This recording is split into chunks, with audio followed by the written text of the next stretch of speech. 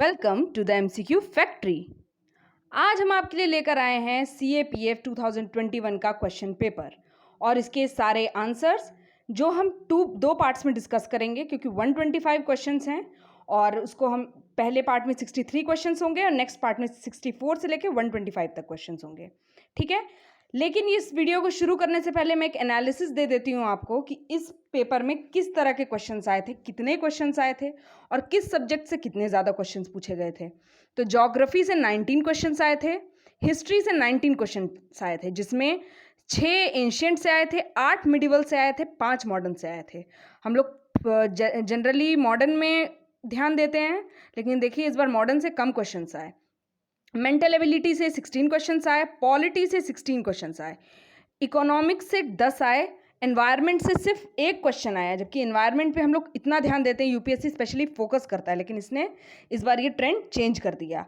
And current affair से 16 questions आए। सोचिए करंट अफेयर्स कितना इंपॉर्टेंट है। उसके बाद साइंस से 28 क्वेश्चंस आए। जो लोग कहते हैं कि यूपीएससी में साइंस कहीं एग्जिस्ट नहीं करता है, वो इस क्वेश्चन को देखकर समझ जाइए कि 28 क्वेश्चन साइंस के आने का क्या मतलब होता है, जो एनसीईआरटी और वेरियस सेक्टर से इंक्लूडेड था। बायो से 10 क्वेश्चन आए, केमिस्ट्री से 10 क्वेश्चन आए, फिजिक्स से 8 क्वेश्चन आए।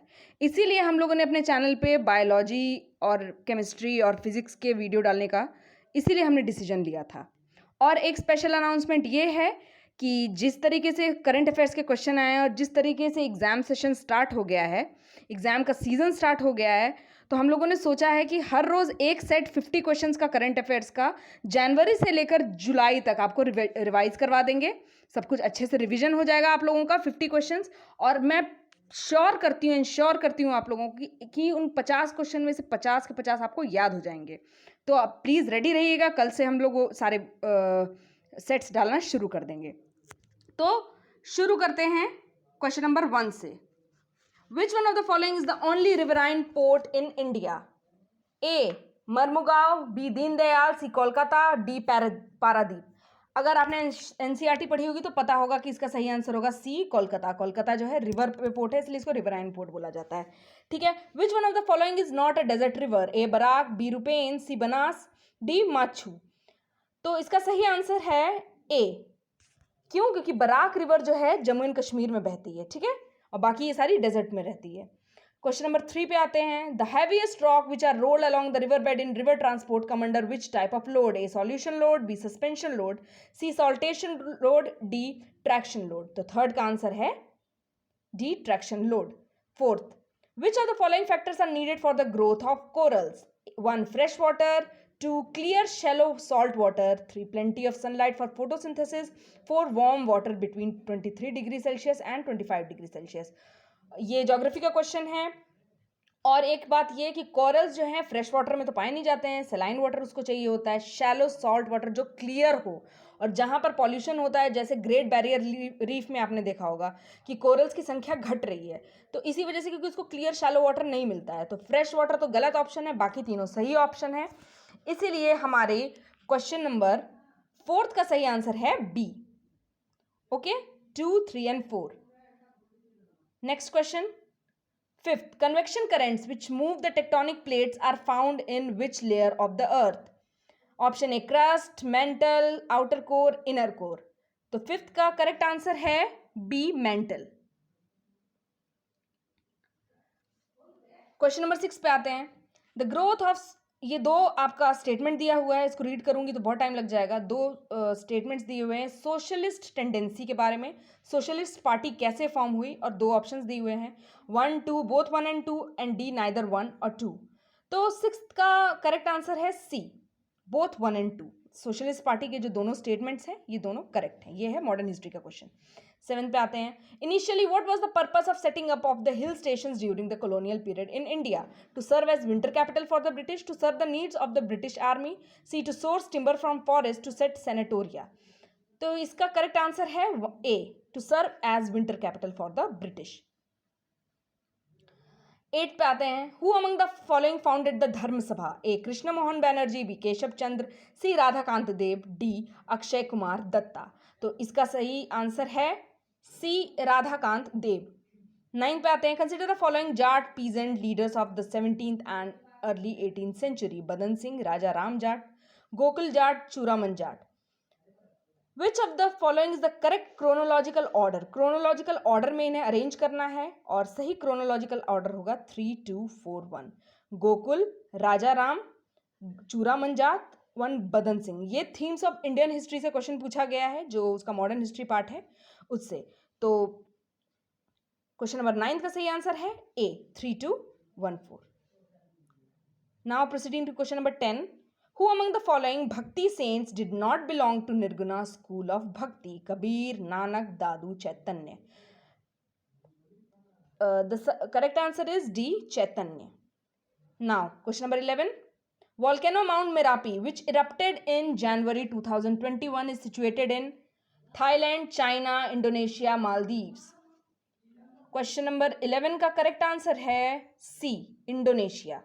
और जब मैं ये अपना करंट अफेयर्स का सीरीज शुरू करूंगी तो सारे इस टाइप के जनवरी से लेकर जुलाई तक सारे क्वेश्चंस हम लोग इंक्लूड करवाएंगे। उसमें सेट्स रहेंगे, वो आप सॉल्व करिएगा। एक एक को एक्सप्लेन करूंगी मैं अच्छे तरीके से, और मैं इंश्योर करती हूँ कि वो सारे 16 सेट्स होंगे 50 क्वेश्चन के, 900 क्वेश्चंस मैं अच्छे से एग्जाम से पहले तक आपके प्रिपेयर करवा दूंगी।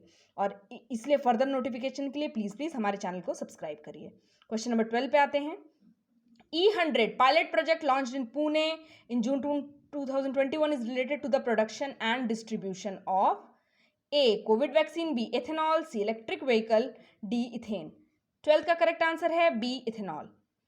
13 पे आते हैं। On the occasion of the World Environment Day 2021, which one of the following was declared as a national park in India? Raimona, Orang, Dibru Saikova, D, Nameri। 13th का करेक्ट आंसर है Raimona, Raimona national park. यही एक environment से question आया था।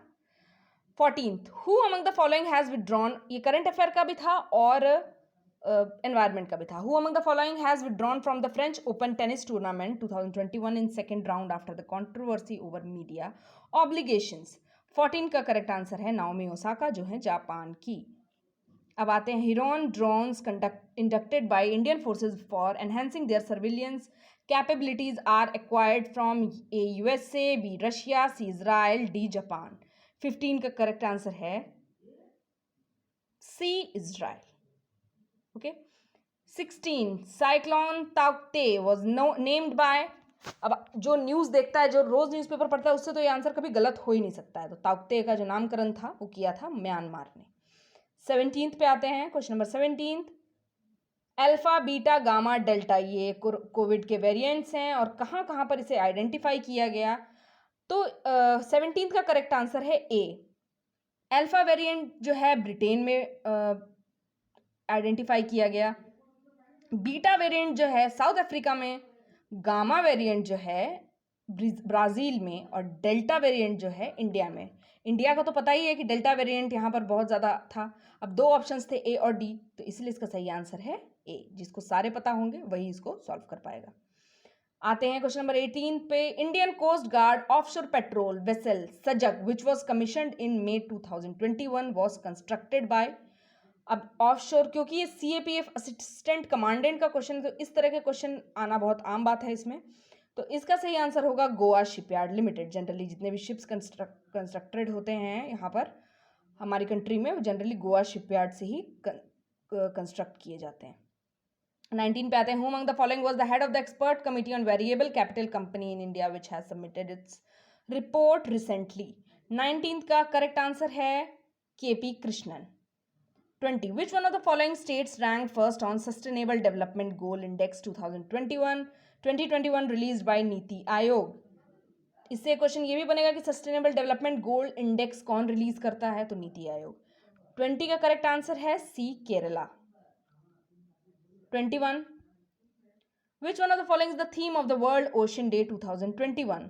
वैसे तो लोग सोचते हैं कि इररिलेवेंट है, लेकिन ये बहुत रिलेवेंट क्वेश्चन है। कमेंट सेक्शन में मुझे कमेंट करके बताइए कि वर्ल्ड ओशन डे किस दिन होता है। 21 का सही आंसर है ocean life and livelihoods. 22, latest Chandler good government index which classified 104 country in terms of government capabilities and outcomes, India has been ranked. इस इंडेक्स में इंडिया का क्या रैंक था? तो 22 में का सही आंसर है 49th rank. Now coming to question number 23, Scientists at CSIR NCL Pune, with support from the Water Technology Initiative of the Department of Science and Technology, Government of India, have recently developed a novel hybrid technology to bring safe and healthy drinking water. What is the name of the hybrid technology? 23rd का correct answer है B. Swastik. 24th, which one of the following film has won the Best Film Award in Environment Conservation category at the 67th National Film Award 2021? The correct answer for question number 24 is C. Water Burial. और अगर आपको engage होना है इस session से तो kindly बताइए water burial किस स्टेट ने मूवी बनाई थी. 25. Which one of the following books was declared the winner of the 2021 International Booker Prize? 25. The correct answer is At Night All Blood is Black. Now comment who is the writer of this book. Question number 26. 8 metallic balls of 1 centimeter radius. इसका मैं सीधे सीधे answer बता देती हूँ क्योंकि इसको पढ़ने का कोई फायदा तो है नहीं. 26. The correct answer is A. 27th. The correct answer is D. 28. Time and work का क्वेश्चन है. The correct answer is C. Question number 29. The correct answer is B. Question number 30. The correct answer is D. Calendar का question पूछा गया है. BPSC देख लीजिए चाहे UPSC देख लीजिए, यहाँ पर बहुत ज़्यादा कैलेंडर, क्लॉक और रेशियो, टाइम एंड वर्क, इन सबसे क्वेश्चंस पूछे जाते हैं.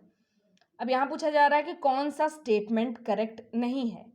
तो स्टेटमेंट नंबर 2 मतलब बी करेक्ट नहीं. Structural employment occurs when jobs are eliminated by changes in demand for particular goods or due to automation.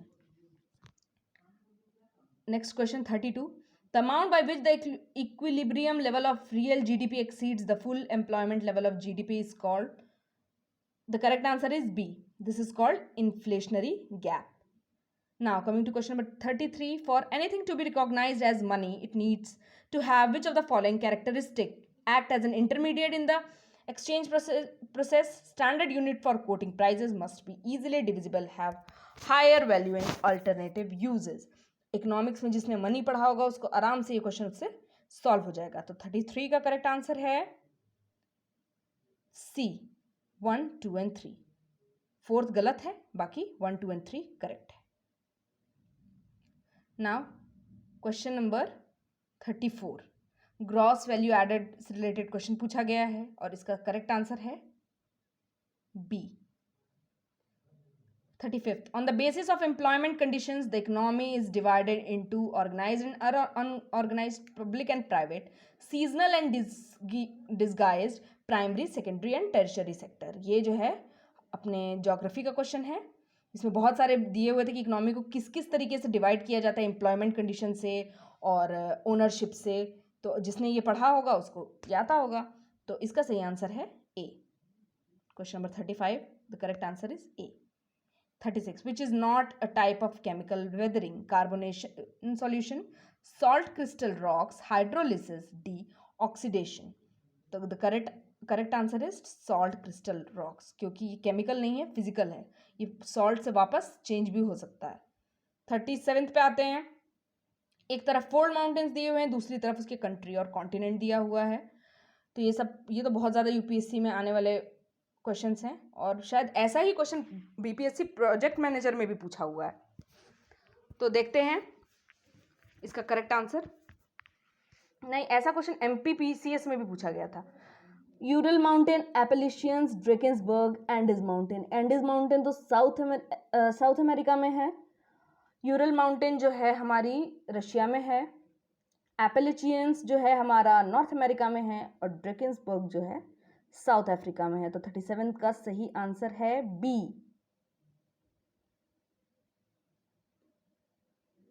38 पे आते हैं. Which of the following main types of iron ores are found in India? Hematite, magnetite, limonite, siderite. The correct answer is C. 1, 2 and 4. Hematite, magnetite और siderite. 9th class की book में ये question है geography में, इसलिए NCERT तो UPSC के लिए बहुत इंपॉर्टेंट है. उसको छोड़ के कुछ पढ़िए ही मत. वो पहले पढ़ लीजिए, उसके बाद आपसे हर तरह के क्वेश्चन सॉल्व होने लगेंगे। 39, वेयर इज द आसान कंजर्वेशन रिजर्व लोकेटेड? ये एनवायरनमेंट से रिलेटेड क्वेश्चन है, वो एक एनवायरनमेंट का करंट अफेयर्स में आया था, एक यहाँ पर आया है। 39 का करेक्ट आंसर है B, Uttarakhand. 40, the early Sikh gurus के बारे में क्वेश्चन पूछा गया है और पूछा गया है कि कौन सा सही है कौन सा गलत है। तो 40 का करेक्ट आंसर है 1 ए, ठीक है। 41 पे आते हैं, Qutub Minar was originally 4 storeyed, who among the following Delhi sultan raise the height to the structure by adding the 5th storey? किसने किया था? फिरोज शाह तुगलक ने। 42, which of the following pairs of Deccan Sultanates and their respective region is not correctly matched? Nizam Bijapur, Barid Shahis Bidar, Qutub Shahis Golconda, D Imad Shahis Birar। 42 का correct answer है ए, निजाम Shahis Bijapur. Not correctly match, तो ये correctly match नहीं है। 43 पे आते हैं, under Akbar the system of zabt was establish over a large area from Punjab to Awadh in the 17th century north India the system of zabt lost much ground to the system of kankut. ये भी question themes in Indian history 3rd theme से ये question पूछा गया है NCERT से। 43rd का correct answer है A, first only. 44th, who among the following warned his colleague that constituent assembly was British made and was working the British plan as the British should like it to be worked out? 44th का सही answer है सी, श्यामा प्रसाद मुखर्जी। ये spectrum से question पूछा गया है। Now question number 45, who among the following fixes the date of election of the speaker of the Lok Sabha? The President of India, the Ministry of Parliamentary Affairs, the Secretary General of Lok Sabha, the Deputy General of Lok Sabha। कौन election का date fix करता है of the speaker of the Lok Sabha? 45 का A, the president of India fixes. 46, which of the following statement about personal liberty is not correct? ये political theory से question पूछा गया है एनसीईआरटी क्लास 11th। तो एनसीईआरटी पढ़ना बहुत बहुत इंपॉर्टेंट है। 16 क्वेश्चन पॉलिटिकल साइंस से आए हैं और देखते हैं कितने क्वेश्चंस एनसीईआरटी से पूछे गए हैं। तो 46 का करेक्ट आंसर है the majority view of the supreme court in AK गोपालन versus state of Madras case invented due process of law. इस मतलब ये वाला जो डी ऑप्शन है गलत है। 47, which of the following statement with regard to the directive principle of state policy is not correct? They are not enforceable in a court of law, correct है। They can override all the fundamental right, they can be related to social and economic justice, they can be related to giving free legal aid. D, free legal aid भी है DPSP में, social economic Gandhian और ये सारे principles भी हैं इसमें, लेकिन ये फंडामेंटल राइट्स को ओवरराइड नहीं कर सकते हैं। तो इसीलिए करेक्ट आंसर है बी, मतलब ये करेक्ट स्टेटमेंट नहीं है। फंडामेंटल राइट्स को ओवरराइड डीपीएसपी कभी नहीं कर सकता है। 48, विच of the following with regard to the preamble to the Constitution of India is not correct? Not correct पूछ रहा है। The term secular democratic republic was not there in the preamble. Originally, the preamble contains the basic structure of the Constitution of India. By itself, the preamble is not enforceable in a court of law. D, the Supreme Court has held that the preamble cannot be considered as an aid to the legal interpretation of the Constitution where the language is ambiguous. 48 का correct answer है the preamble contains the basic structure of the constitution. Preamble में basic structure थोड़ी ना होता है। जो basic structure को change करने की कोशिश की जाती है वो सब चीज़ों को अमेंड नहीं किया जा सकता, लेकिन प्रियम्बल में बेसिक स्ट्रक्चर कॉन्स्टिट्यूशन का नहीं है। ये ऑब्जेक्टिव रिजोल्यूशन के थ्रू बना था।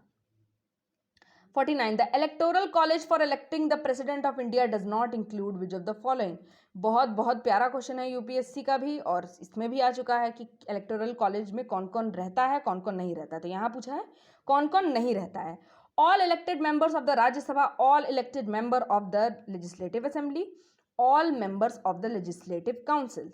तो 49 का करेक्ट आंसर है C, all members of the legislative council. मतलब इलेक्शन जब होता है तो लेजिस्लेटिव काउंसिल के मेंबर नहीं आते हैं। कौन कौन आते हैं? राज्यसभा के मेंबर्स आ गए, लोकसभा के मेंबर्स आ गए, लेजिस्लेटिव असेंबली के मेंबर्स आ गए, union territory of Delhi and Pondicherry भी आ गया, ठीक है, और अब जम्मू एंड कश्मीर भी शायद इसमें इंक्लूड हो जाएगा, और लेजिस्लेटिव काउंसिल के मेंबर्स जो हैं इसमें नहीं आते हैं।